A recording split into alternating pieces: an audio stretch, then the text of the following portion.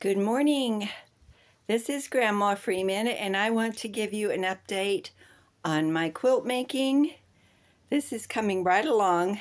I finished putting the edges on the borders, and this is what it looks like. I did press the backing of this to make sure it's as smooth as I could get it. And now I am facing the challenge of putting my batting and backing on, which is all one piece in this case.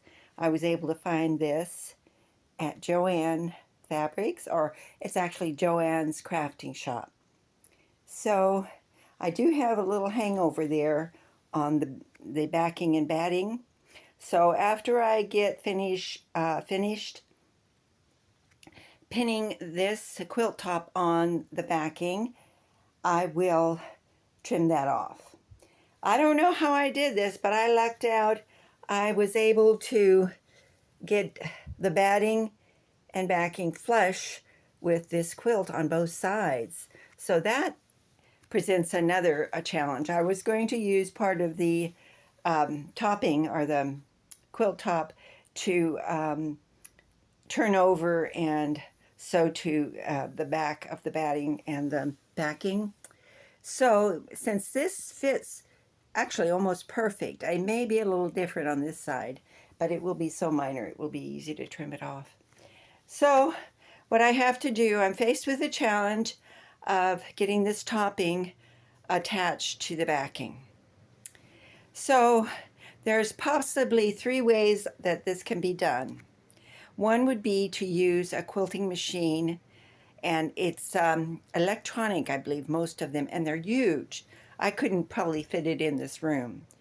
And then to sew it on, you could do, there's different patterns, so you could have different styles. But since my backing is already quilted onto, with the batting in between two of the same fabrics, that and I can't afford to buy that quilting machine, and I don't want to rent it. It would run into a lot of money, I'm sure.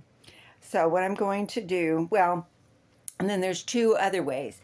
One would be to tie it on with, I have done this before in the past. I've tied it on with embroidery thread, and I usually do it right between where I have sewn them together. And it kind of hides the, the imperfections. That's one way. But for this quilt is for a child, and I hope it to last for a long time. The third way is to use not embroidery thread, quilting thread, which is thicker than regular thread, and to sew it not right in the middle, but to where, when I pressed this, I pressed this, you can kind of see it where I pressed it. I'm going to sew it there to hold that little bit firm so it doesn't kind of slide around in the backing. And so I think that's what I will do. And it's a big job, I know. It probably will take longer than you tying it together. So if you tie it together, you have to tie it very securely because it could come undone. But I think if you sew it together, the chances being that it's inside or it's on the top, and chances of it coming undone are minimal. So what I would do was I would start in the middle, and I have a quilting rack, so I could put it on the rack so it'd be tight. And then I could start sewing close to the seam on the side on this side, because that's where the seam is pressed over. And I could do it like, I think I would start across, sewing across after, but then to get it onto, so it's nice and tight, so I could put it on my quilting rack, I will pin it together. I will pin it at the seams. For every seam, I'm going to put a pin, and then I will start over here just to pin that together so it stays nice and even at the edges, because this is actually right at the edge. You can see it right there. It's right at the edge. So I will pin all the way from there down and then across, and then I'll move it back and pin this from starting at that edge all the way across, and then I'll move it over so I can pin this edge. This may be a little bit off. It may stick out a little bit more by the time I get there, and I can trim that again. So I did trim the batting that was in between the cloth here on both sides. Well, I just trimmed it down so that it see, it sticks out a little bit here, but it's on this side over here. It's basically pretty even. You can see that. Okay, so that's what I'm going to do, and I have plenty of quilting thread, and I think I have plenty in pink, or I'm not sure if I have lavender, but since the pink, I may start with a darker pink, and then over here I may go ahead and do that, at least one edge, that middle edge right there, where I pressed these binding edges towards the right on all of them. So I may, on the purple, if I have any purple quilting thread, I may just do it there, not every strip. I don't know. I'll see what I feel up to and how much time it's taking.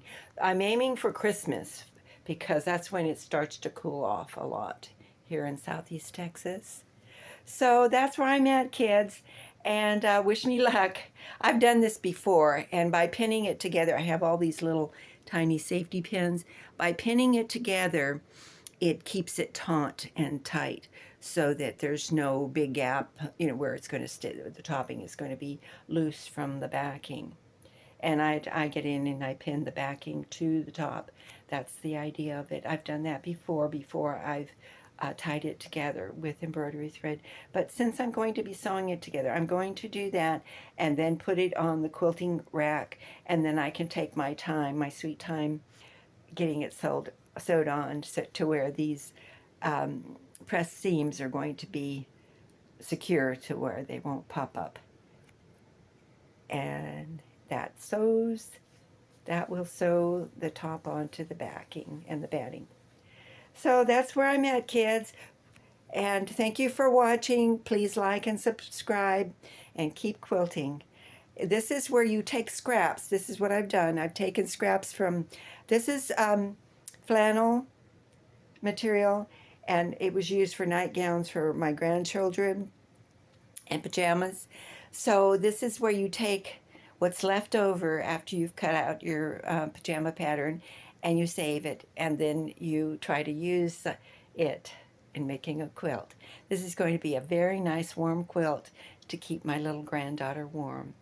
This is the first quilt I've made for her, and so I hope to do a good job. I hope you like this. It's kind of unique. It's different, and I did the very best I could to get each square even as much as I could. I know it's not perfect. It's not perfect. Perfection is wonderful, but it's as close as I could get to perfect. And I don't do this every day. This is my hobby, and it's very, it helps me at Christmas time to at least make one good gift for one grandchild. Okay, thanks for watching. As I said before, like and subscribe. Have a wonderful day. Bye now.